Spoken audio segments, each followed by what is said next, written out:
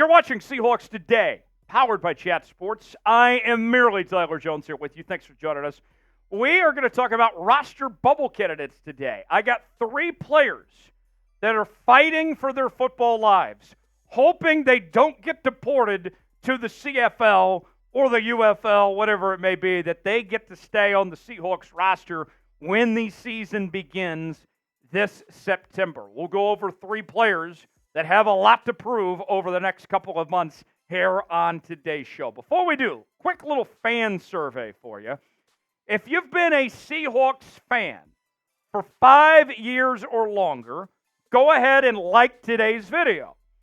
If not, if you've been a fan for shorter than that, let us know how long you've been a fan of the Seahawks for. Just very curious. We welcome all the 12s here. Doesn't matter if you were born into it, maybe you're new to Seattle, whatever it may be. We welcome everybody here on the program. Like the video if you've been a fan for 5 years or longer. If not, comment and tell us how long you've been a fan of your Seattle Seahawks. Let's start off with Dee Eskridge, a.k.a. Dee Eskridge, who is 27 years old and has a lot to prove, to say the least. It has been just a sad couple of years for Dee Eskridge. The former Seahawks second-round pick has been a bust, right? He's been barely able to get on the field. He struggled to stay healthy. He had some legal issues he was dealing with. This has just been a mess when it comes to Dee Eskridge.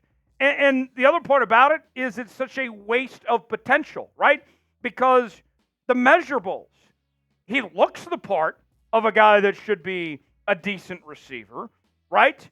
We've seen him have his moments in these OTAs and training camps in the past, but it's just never worked out. And at this rate, I don't think it will. I think it's Jover at this point for Dee Eskridge. I would be surprised if he ends up making the Seahawks 53-man roster. He's got to prove something over these next couple months. You look at the Seahawks depth chart. Jake Bobo had a breakout campaign last year, specifically in the preseason, what he was able to do. He's already passed up Dee Eskridge on the depth chart. You bring in Shenault from the Carolina Panthers, and a lot of people are high on him, what he could potentially do. Not to mention already having DK and Tyler Lockett and JSN and all that. The one silver lining for Dee Eskridge that could be his saving grace, if you will, this offseason is the fact that the kickoff rules have changed. And he is supposed to be a special teams ace, a specialist, if you will. And so there's an opportunity for him to show off that athleticism and the need when it comes to the special teams game as a kick returner or a punt returner. But that might not be enough. Dee Eskridge has to evolve as a receiver. And it's put up or shut up time for Dee Eskridge at this point in time. Look, I want to see Dee Eskridge succeed. I would love to see him really just knock it out of the park over the next couple months and find a way to make this roster. But he's got to prove it.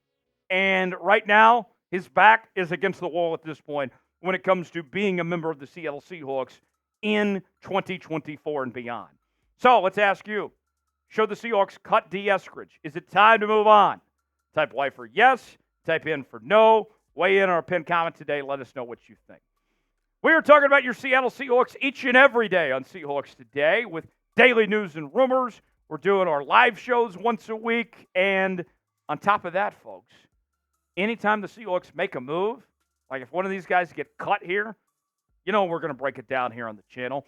The latest happenings in your favorite team covered each and every day on Seahawks Today. We got a great team that helps bring this product for you each and every day.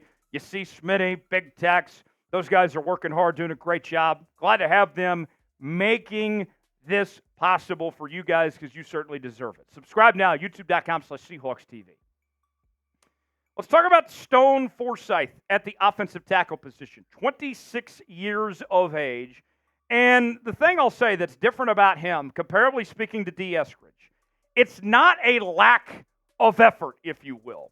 I feel like Stone puts his very best out there. He's trying, right, Dee Eskridge, I do wonder if his heart's into it, if it's in the right place. That's not the concern with Stone here.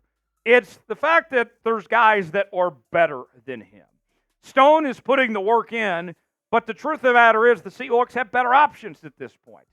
Charles Cross and Abraham Lucas both, in theory, should be fully healthy entering 2024. I do have concerns about Abraham Lucas's knee holding up, but we'll see how things go there. George Fant you brought in to be your swing tackle. You drafted Mike Jarrell as well. We'll see if he ends up making the team. And then we've heard about some other guys. Some of those interior linemen have the possibility of potentially moving to one of those tackle positions as well. So all that being said, Stone Forsythe, he's had some moments, right? He's a pretty decent run blocker. 71.4 run block rate according to PFF last year.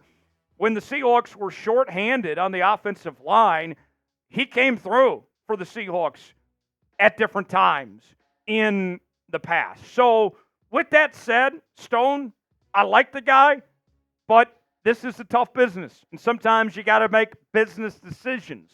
And for Stone Forsythe right now, we'll see if he makes the roster or not, but he's got his work cut out for him over these next couple of months, especially with the signing of George Fant there coming into the fold to be the primary backup for Abraham Lucas and Charles Cross. All right, now's your chance to be a little tough, be a little critical here. Who's on the chopping block? Name a player the Seahawks should cut, that they should say sayonara to and ultimately move on. Way in the comment section, give me a name that you believe will not be a member of the Seattle Seahawks when the season begins. One player that will be a member of the Seattle Seahawks is Byron Murphy. Certainly excited to have him in Seattle for the foreseeable future. I think he's going to be a star in the National Football League, folks. And now is the perfect time to get his jersey on sale now while supplies last. These things are going hot, folks. And we know he's going to wear the number 91. So you get the 91 jersey. We have the men's jerseys. We have the women's jerseys, all different varieties, whether it's the home uniform, the road uniform, and sizes for everybody. Go ahead and see for yourself. Get yours today. Chatsports.com/Murphy is the link to get yours. It's in the comments and description of today's video as well. That's chatsports.com/Murphy to get yours today. Last on this list, Myles Adams is also on the chopping block, if you will, for the Seattle Seahawks. We'll see if he ends up making it or not. But think about this. With the recent additions to the defensive line, the way the Seahawks have invested in this group. We mentioned the Byron Murphy pick, which was a big deal. You brought in Jonathan Hankins, in addition to bringing back Leonard Williams and all that. Jaron Reed's still there. You're paying Draymond Jones a lot of money. There just might not be a spot for Myles Adams at this point in time. You look at this defensive line, and I'll say this. This has become a position of strength. This was a position of weakness for Seattle not too long ago, right? Now they have options here. They got rotational pieces, guys that will all be in the mix. And Myles Adams right now finds himself third on the depth chart at this point in time. Undrafted back in 2020 out of Rice, 22 games played in 3 seasons, and not a ton to show for it. 27 tackles and 1 career sack, but it's not looking great for Myles Adams for his chances to make the Seahawks roster at this point in time. Let's ask you now, will the Seahawks ultimately cut Myles Adams when it's all said and done? Is he not going to make the 53-man roster? Type C for cut, K for keep. Let us know. Is Myles Adams going to be around in Seattle or not? Weigh in the comments section. Tell us what you think. Thanks for joining us here on this edition of Seattle Seahawks Today. If you enjoyed today's show, you've been a Seahawks fan for 5 years or longer, smash that like button. Give it a little tickle, if you will. And we will see you next time here on Seahawks Today. Tyler Jones, thanks for joining us. Have a great day. We'll see you next time here on the program.